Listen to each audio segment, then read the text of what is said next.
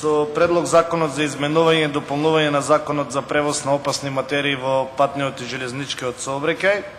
се вршат 6 измени, од кои дел се од технички карактер, дел се отстранување на некои рецидиви од изминатите од законот од порано, бидејќи сега со новите технологии дел од таквите ставови кои што стојат во законот воопшто не се потребни да бидат законски определени, а дел се осугласување на одредени одредби со Европската спогодба за превоз на опасни материи. Во првата измена со членот 7е се врши поедноставување на процедурите при известување кои Министерството за транспорт и врски ги доставува до институциите во врска со одредени одземање на одобрение за вршење на превоз на опасни материи во патниот сообраќај. Со оваа измена им се излегува во пресрет на превозниците, бидејќи до сега вакво одобрение мораше да се извади од Дирекцијата за радиациона сигурност, а од сега натаму со овие измени Дирекцијата за радиациона сигурност ќе биде известена само доколку е одземено одобрение за вршење на превоз на радиоактивни материи,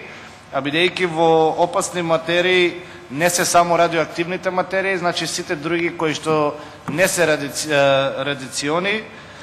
не мора да доставуваат да биде известувана Дирекцијата за радиациона сигурност. Со другите две измени во членот 21а и 21б се определува начинот за електронско полагање на испит, кој што е потребно да го направи советникот за безбедност при превоз на опасни материи. Она што е најважна измена во членот 21 се определува рок за замена на АДР сертификатот за стручна оспособеност на возачите на моторни возила за превоз на опасните материи, бидејќи реално Република Македонија од 1.1.2013 година го смени образецот на истите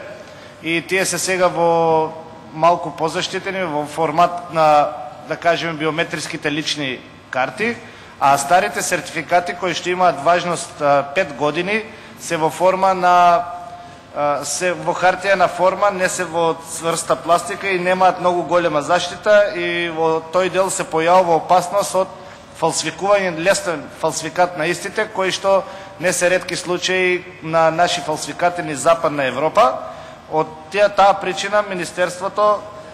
предлага измена на законот токму во тој член со кој што се определува рок кога сите стари АДС сертификати треба да се заменат со нови,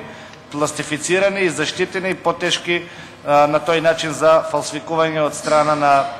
луѓето кои што се бават со таа работа.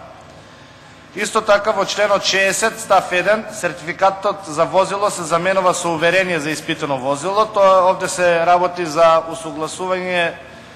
со Европската спогодба за превоз на опасни материи, бидејќи АДР сертификатот се издава само за одреден вид на возила. Меѓутоа, бидејќи возилата за превоз на радиоактивни материи, кои што влегуваат во опасни материи, не се класифицирани во таков вид на возила за кој сертификатот е задолжителен документ за испитаното возило, испитувањето на возилата се потврдува со уверение за испитано возило. И измените во последниот член, тоа е членот 65, се врши окинување на едно застарено барање за задолжителна опрема за одвод на статички електрицитет за сите возила кои што вршат одреден превоз на опасни материи. Ова одредба се укинува, се брише од законот, бидејќи сега во помодерното време секоја цистерна која што се или возило кое што се бави со превоз на опасни материи, самата опрема имаат како серијска опрема уште при нејзиното излегување од фабриката и на тој начин нема никаква потреба со закон ние да задолжуваме нешто кое што е нормално и кое што сите вакви возила кои што се бават со таа дејност го имаат како серијска опрема. Јас би имал толку накратко околу измените на овој закон. Благодарам. Благодарам, господја